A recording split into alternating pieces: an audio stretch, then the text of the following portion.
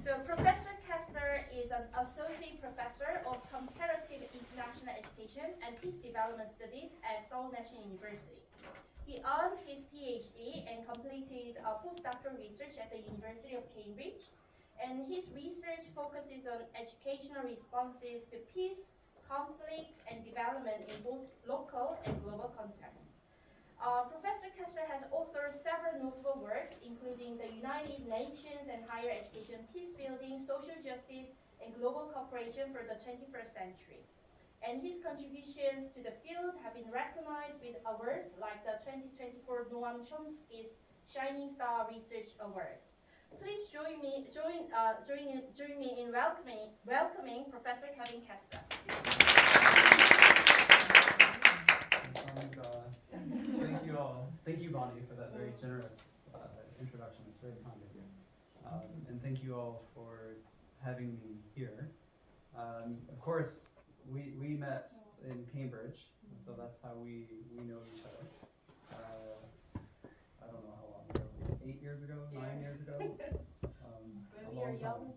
Yes, when we had less wrinkles and we were less gray hair. So I see that many of you have the PowerPoint in front of you. It's a little difficult, I think. So maybe we will do all of it, maybe not.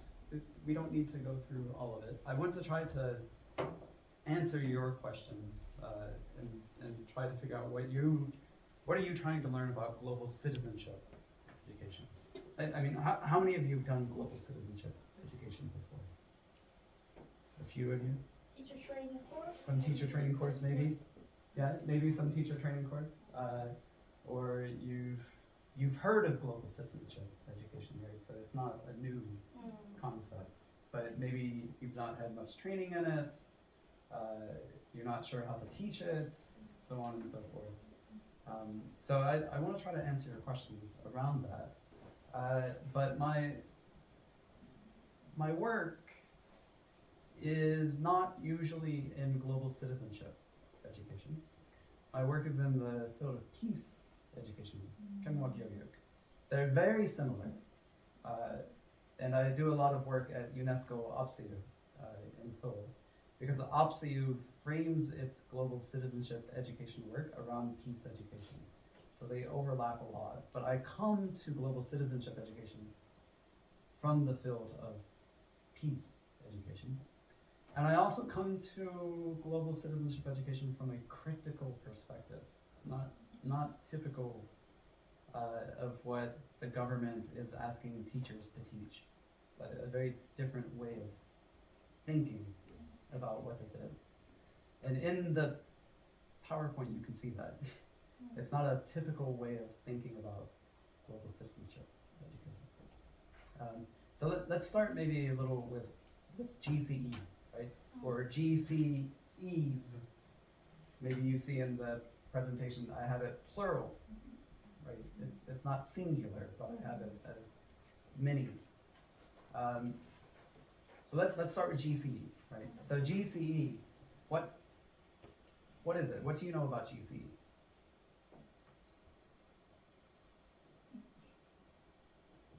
What do you know about GCE? Global Citizenship Education. What do you know about it?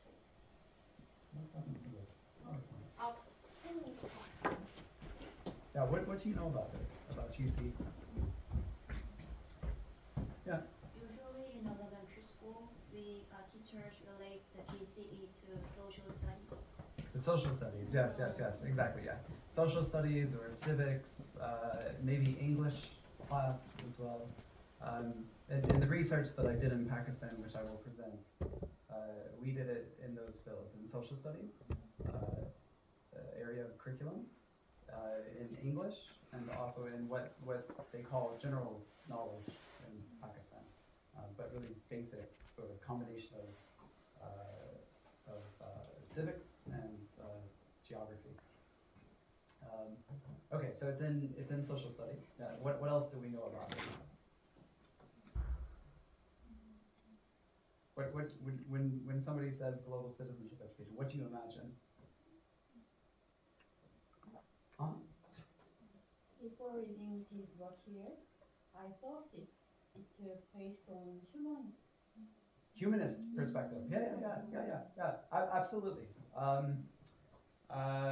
Humanist perspective in terms of trying to expand beyond the nation state, right? So usually we have citizenship education or civic education.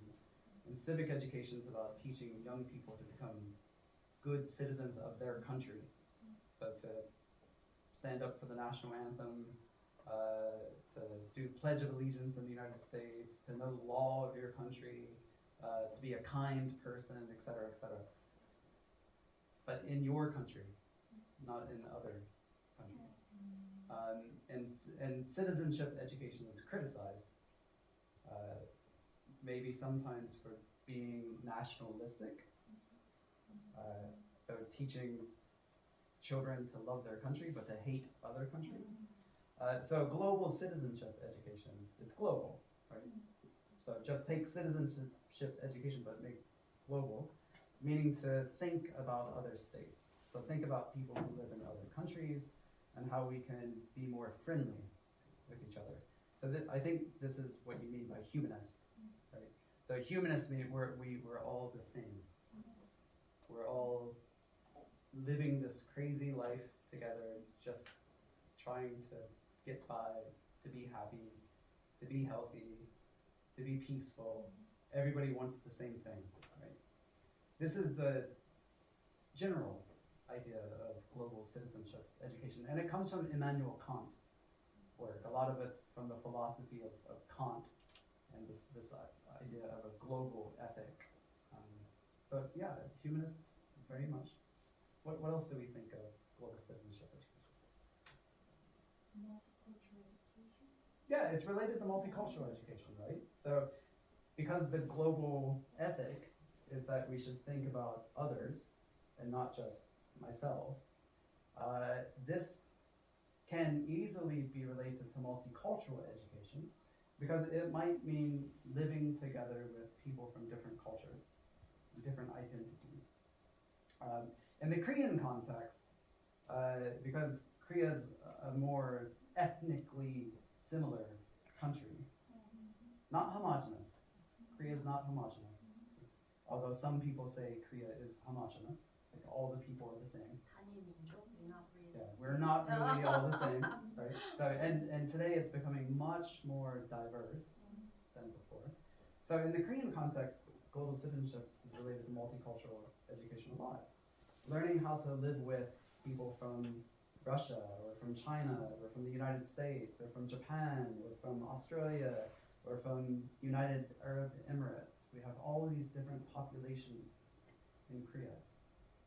Or from Afghanistan or from Yemen, from countries that are conflict affected, at war, refugees coming to Korea, or North Korean migrants coming to Korea as well. So all of that's related to multicultural education, about living together with people who are different than us. But importantly, multicultural education inside, right? Because even inside Korea, Seoul is very different than Gyeongbuk-do, right? Or rather, let's say, actually, 경상도, Gyeongsang, yeah, Gyeongsang-do. 경상도, Gyeongsang-do and Jeollado, very, very different places from each other, right? So there's already a multicultural difference between those living in the east of Korea and those living in the southwest of Korea. For historical reasons, both recent and a long time ago, right? There are distinctions between religious identities, different religious groups in Korea, between Buddhists, Catholics, Protestants, non-religious groups, those who are young or older. There are very big divisions between generations, right? All of this is also multicultural education related to global citizenship. So then global citizenship is not just about out there, it's also about what we do here in our own country. Okay, now, there are three main areas that we talk about in global citizenship education. If you're a teacher, So UNESCO wants you to teach global citizenship education, and they say we focus on 3 domains. Anybody have an idea what it is? The cognitive, right? So we focus on the head. This means the content knowledge that we should teach to children. So one is the cognitive aspect of learning. The second one is what they call socio-emotional, which essentially means values. Values of cooperation, values of kindness, how to be a good person. So what to think, what my values are that I teach to young people. And then the third one is behavioral, meaning to do something. So children need to be able to do something. So the general global citizenship education focuses on the head, the heart, and the hands. So the cognitive knowledge, the socio-emotional values, and the behavioral actions that young people can take. In all GCE, you will see this. Have you heard those before? Maybe a little bit? Okay. All right, now that's the simple introduction to global citizenship education. I'm going to present something slightly different in all of that. It builds on it, but it's also different from what I just presented. So we'll see how this goes. Okay.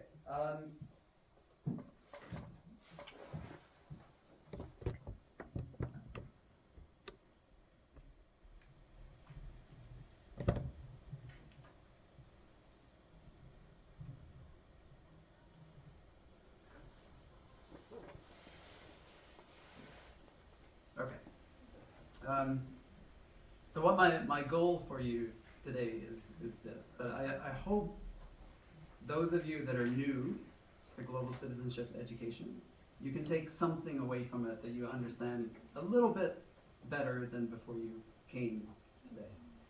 Those of you who have more knowledge about global citizenship education, I want to present to you a different way of thinking about GCE. So these are the sort of goals that I have for you. Now, what I'm going to argue today is that global citizenship educations, and again I'm using plural here, that too often they are Western-centric. The approach to it is too much based off of a Western way of thinking about global citizenship. So I'm critiquing this. And I'm using global citizenship educations in the plural intentionally because there are different approaches to global citizenship education. There's not only one approach. So in 2020, about 5 years ago, a researcher named Karen Pashby, she's Canadian, but she lives in England, and she did some research with other scholars about different approaches to global citizenship education, and they did what they call a typology. They looked at different types, and they identified 3 major types, what they call neoliberal, liberal, and critical approach. And at the end of their paper, they also mentioned the possibility of a 4th approach called post-critical global citizenship education, but they didn't define it. Sorry, a little bit. Yeah, please. Neoliberalism is like 신자유주의, 자유주의 liberal, and 그다음에 critical, 그다음 post-critical 이렇게 나온다. Sorry. Yeah, feel free to alright. jump in anytime. Yeah, jump in for translation. And likewise, feel free to interrupt. Yeah. You can ask me questions as we go. So if you want to talk about neoliberalism, I'm happy to talk about it. So what I'm doing in my work is I'm looking at the last part, the post-critical. And so I'm part of a small group of scholars that are now trying to frame global citizenship and peace education from a post-critical perspective. Okay, so I have a paper that I published in 2023, and in that work, I critically explore these theoretical foundations of global citizenship education that I'm talking about, arguing for a move toward what I call post-critical praxis. So in this paper, I assessed the dominant paradigms of global citizenship education, demonstrating how they've been mostly grounded in what we call a liberal peace framework. A liberal peace framework of global citizenship. Now, this is characterized by things like developmental economics, market economics, human rights education, democratic education. These are core elements of what we call liberal peace approach. But this framework, I contend, is unintentionally reproducing colonial power dynamics. It's very colonial in its orientation, which limits the potential for education to foster genuine global citizenship. So this is my critique. Okay? 리버럴 쪽이 이제 약간 식민주의적인 그런 관점을 이제 포스터한다 이렇게 비판합니다. So if we look at liberal peace as the core of what you see is you see universal norms. So these are human rights, equality, liberal democracy. That's what we teach in the content of global citizenship. We see the notion of economic integration, meaning that if countries are integrated with each other, or people are integrated, they're more likely to be peaceful and to cooperate with each other. We see democratic institutions that focus on democratic decision making in schools or universities or politics. And these three elements are the premise of what we call liberal peace. But I'm critiquing this. Now, to be sure, global citizenship education has done a lot of good. It's a very valuable field, so I'm not rejecting global citizenship. Because it raises our understanding of social injustice, of poverty and inequality, of human rights violations, and promotes solidarity, so respect and cooperation with different marginalized groups, vulnerable groups especially. But I want to critique many of these educational practices for remaining mostly anchored in that Eurocentric and liberal democratic tradition. Okay. So despite the good intentions inherent in global citizenship educations, their implementation often risks reinforcing the very inequalities that they seek to dismantle. Okay. In this work, I draw off of somebody called Boaventura de Sousa Santos, which we can talk about other issues to do with this person, but I draw off of Santos' work here, and a concept that he calls post-abyssal thinking. It sounds more complicated than it is, really. What he is saying is that the world is roughly divided into two groups, what we call the global north and what we call the global south. And that in the global north, people who have abyssal thinking, so people who think that they are better than others, they think that their country is civilized, their country is democratic, their country follows human rights, their country is peaceful, and that the other countries out there in the global south, Africa, Latin America, they're uncivilized, they're unpeaceful, they don't have laws, they don't follow human rights. That is not true. But that's the conception, the way that many people think. So, De Sousa Santos is saying we need to go beyond that way of thinking. And those of us who work in global citizenship education and development, so most of my students, they want to go to Africa to do development work, or to go to Cambodia, or to go to the Philippines. Most of them go because they have a good heart, and they want to help other people. But when we study global citizenship, we realize that a lot of what they're doing is problematic.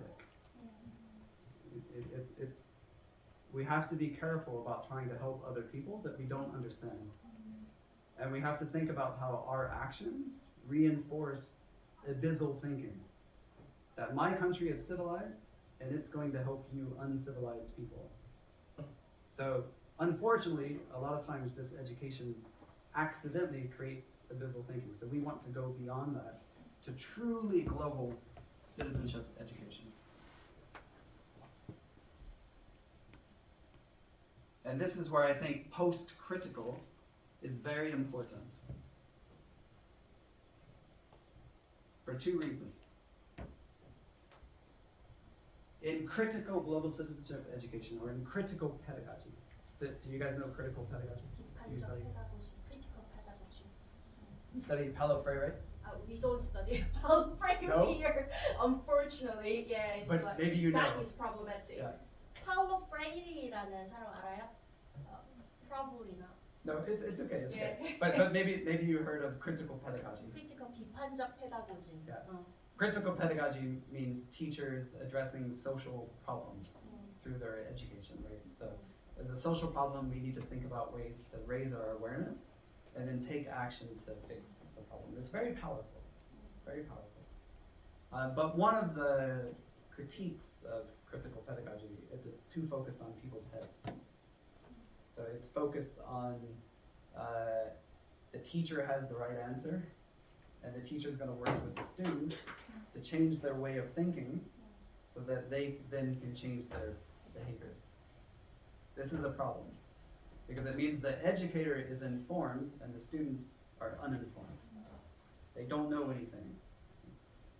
But actually the students know a lot, and we should approach it in a collaborative way, not in a way that critical pedagogues assume to have better answers as well. So it's a problem of critical pedagogy.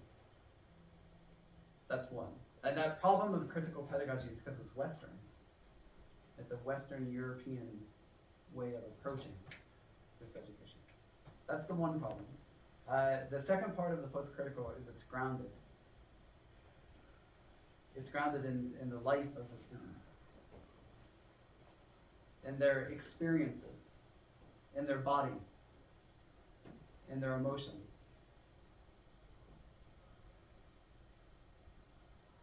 Usually education is where? It's here, right? It's in our heads. So we usually approach education in our mind. And just like you right now, where you're sitting, I'm teaching to your head, right? I don't see your body.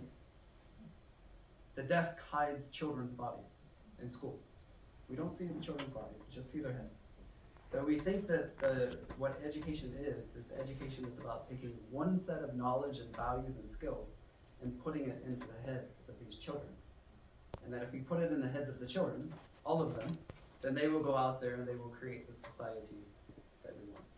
It's very, again, an issue to be dealt with. Because it leaves out emotions, it leaves out bodies, it leaves out the experiences of those children. So post-critical is trying to address both of those problems. That when we teach children, we should be teaching the whole child, not just their head. We should be teaching their relationship with others, and we should be doing it in a way that the knowledge is grounded in the setting where you're working, in your context.